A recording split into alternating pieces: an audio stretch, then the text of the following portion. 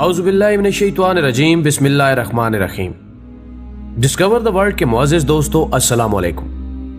دوستو، Charlie Chaplin نے خاموش فلموں کے دور میں اپنی فلموں میں نہ صرف خود اداکاری کی بلکہ ان کا مصنف، خالق، ہدایت کار، پیشکار اور بعد ازاں موسیقار بھی خود ہی تھا، اور یہ اس دور کے سب سے با اثر فلمی شخصیات میں سے ایک تھا۔ لیکن چونکہ زندگی موت کی امانت ہے، اس لیے دنیا کے پہلے ہر دل عزیز عالمی شہرت یافتہ سٹار چارلی چپلن کی شاندار صحت ان کی آخری film accounts from Hong Kong کی تکمیل کے بعد 1960 کی دہائی کے اواخر میں گرنے لگی، اور 1972 میں انہیں اکیڈمی ایوارڈ ملنے کے بعد اس میں مزید تیزی آ گئی، اور 1977 تک انہیں بولنے اور چلنے پھرنے میں مشکل ہونے لگی، اور انہوں نے ویل چیئر کا استعمال شروع کر دیا۔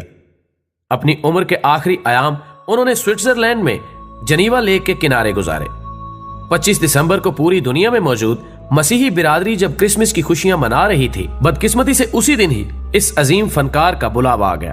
کرسمس کے موقع پر جب چارلی چپلن کے بستر مرگ کے قریب بیٹھے پادری نے انہیں حوصلہ دیا اور کہا کہ خداوند آپ کی روح پر رحم فرمائے، تو اس پر چپلن نے جواب دیا جو ان کے آخری الفاظ بھی تھے، کیوں نہیں، یہ روح اسی کی تو ہے۔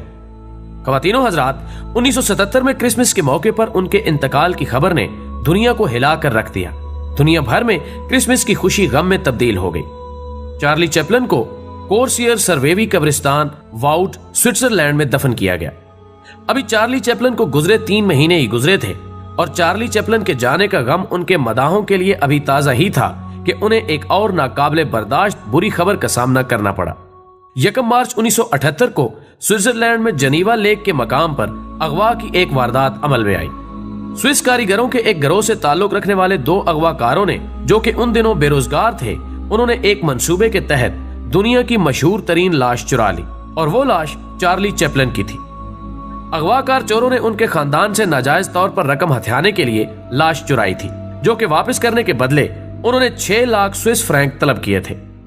یہ صورتحال اتنی مذکہ خیز تھی کہ ان کی کسی فلم کا حصہ معلوم ہوتی تھی، لیکن پولیس کی مسلسل کوششوں سے یہ سازش ناکام ہو گئی۔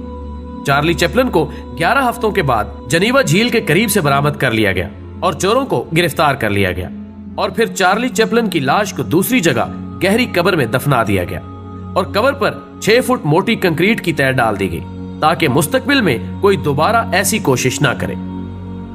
دوستو، ویڈیو پسند آنے کی صورت میں اسے زیادہ سے زیادہ لائک کر کے ہماری حوصلہ افزائی کریں، اور اسے دوستوں کے ساتھ بھی شیئر کیجئے۔ ہماری اگلی ویڈیو آنے تک اپنا، دوستوں اور گرد و نواح کے لوگوں کا بہت سارا خیال رکھیے۔ اللہ حافظ۔